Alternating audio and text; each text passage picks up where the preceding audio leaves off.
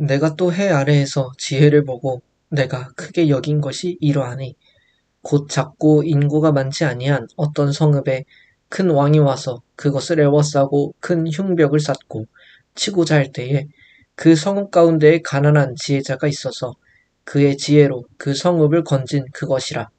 그러나 그 가난한 자를 기억하는 사람이 없었도다.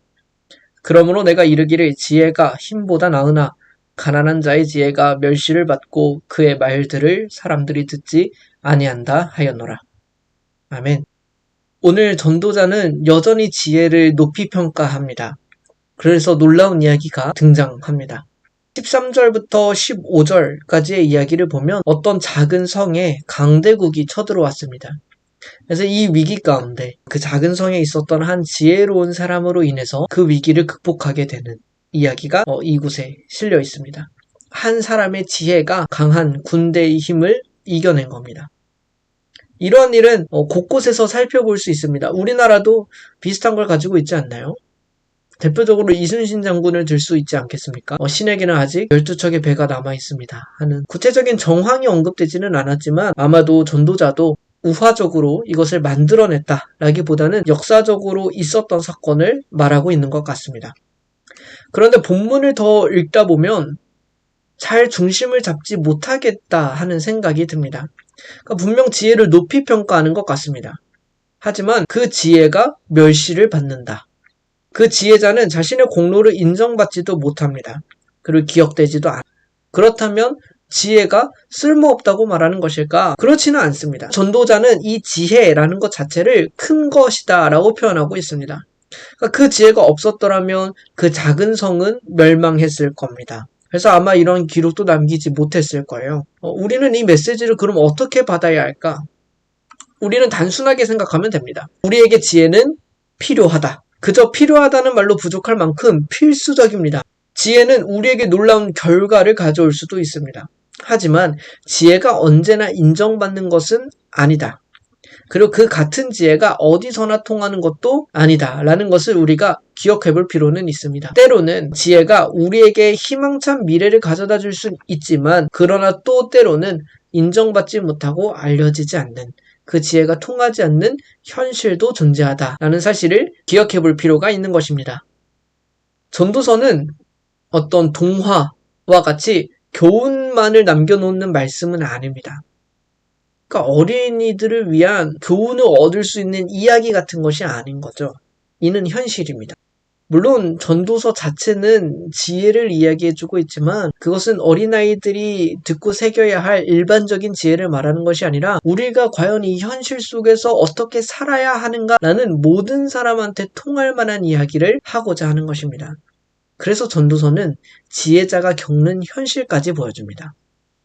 그냥 그 지혜를 통해서 우리가 위기를 벗어났다라는 좋은 이야기에서 끝나는 것이 아니라 그 뒤에 벌어지는 현실을 함께 보여주는 겁니다. 그럼 우리는 어떻게 해야 할까요? 사실 우리는 그럼에도 불구하고 지혜를 선택해야 합니다. 지혜가 쓸모없을 때가 있다라고 해서 지혜가 인정받지 못할 때가 있다라고 해서 어리석음을 택할 수는 없는 법입니다.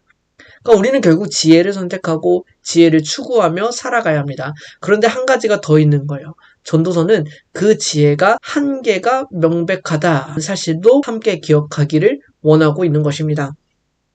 세상은 그렇게 단순하지가 않기 때문에. 그래서 이 메시지는 우리를 겸손으로 이끕니다. 지금 시대를 사는 우리는 이성 중심의 시대 혹은 과학 중심의 시대를 살아가고 있다고 표현할 수 있습니다. 그런데 과연 그런가요? 우리가 이성적이고 과학적인 사고만을 할 수 있다면 이 세상의 대부분의 문제는 해결될 수 있을까요? 그렇지 않습니다. 우리에게 이성적 판단과 감정적 판단이 있다라고 MBTI에서는 이야기합니다. 물론 인간의 성격을 더 세분화할 수 있겠지만 간단하게만 보아도 우리가 살아가는 세상에서는 감정적인 판단이 더 우세한 사람이 절반이고 이성적인 판단이 더 우세한 사람도 절반이다 라고 간단하게 볼 수 있겠습니다. 그러면 사실 이 비율을 생각만 하더라도 이성적인 판단만을 한다고 하여 이 세상이 좀 더 선한 방향으로 흘러간다 라고 생각하는 것은 그닥 이성적인 판단 같지 않아 보입니다. 사람들은 그렇게 단순하고 간단하지 않다. 전도서 또한 그렇지 않다고 말하는 겁니다. 이 세상엔 지혜로운 그 선택만이 늘 결론이 되고 늘 해결책이 되는 것은 아닙니다. 이것이 분명 우리 눈에 지혜로워 보여도 그것만으로 해결이 되지 않을 때도 많습니다. 우리는 그 한계를 인식할 필요가 있습니다. 우리는 지혜를 가졌다고 희망찬 미래를 소유하는 것이 아닙니다. 우리에게 무언가가 더 필요하고 우리를 위한 도움이 필요합니다. 그 도움이 어디서 오는가? 시편 기자는 이렇게 이야기합니다. 내가 눈을 들어 산을 본다. 내 도움이 어디에서 오는가? 내 도움은 하늘과 땅을 만드신 주님에게서 온다. 우리의 도움은 하나님에게서 그리고 우리 주 예수 그리스도에게서 옵니다. 본문은 결국 우리가 하나님을 의지하고 살 수밖에 없음을 또한 알려주는 것입니다. 우리의 지혜, 우리의 이성, 그것을 폄하하는 것도 좋은 선택은 아니지만 그것만으로 이 세상을 전부 알 수 있는 것도 아닙니다. 올바르게 지혜를 추구해야 하고 그와 함께 하나님을 향한 믿음을 더해가야 한다라는 것입니다. 그로 인해 균형 잡힌 지혜와 또 신앙을 가진 우리가 되기를 소망합니다. 함께 기도하겠습니다. 모든 것을 아시는 하나님 아버지, 우리는 똑똑한 것을 좋아합니다. 가장 지혜로운 결정을 내리고 싶고 가장 현명한 말을 하고 싶습니다. 우리의 지혜와 옳음이 증명되었으면 좋겠다고 생각합니다. 하지만 우리는 살면서 스스로가 그런 존재가 아님을 더 느낍니다. 우리의 한계를 뒤로한 채 나 자신을 너무 높게 여기지 않게 하여 주십시오. 그러나 그 한계에 갇혀 지혜를 깎아내리지도 않게 하여 주십시오. 하나님을 의지하며 지혜를 추구하는 참된 지혜자의 모습으로 살게 해주셔서 최선으로 우리의 삶에 열심을 다해 좋은 결정을 내리는 사람이 되게 하시고 모든 일에 하나님께 지혜와 섭리를 구하며 의지하는 사람이 되게 하여 주십시오. 오늘 하루도 이와 같이 주께 우리의 삶을 맡겨드리며 예수 그리스도의 이름으로 기도드립니다. 아멘.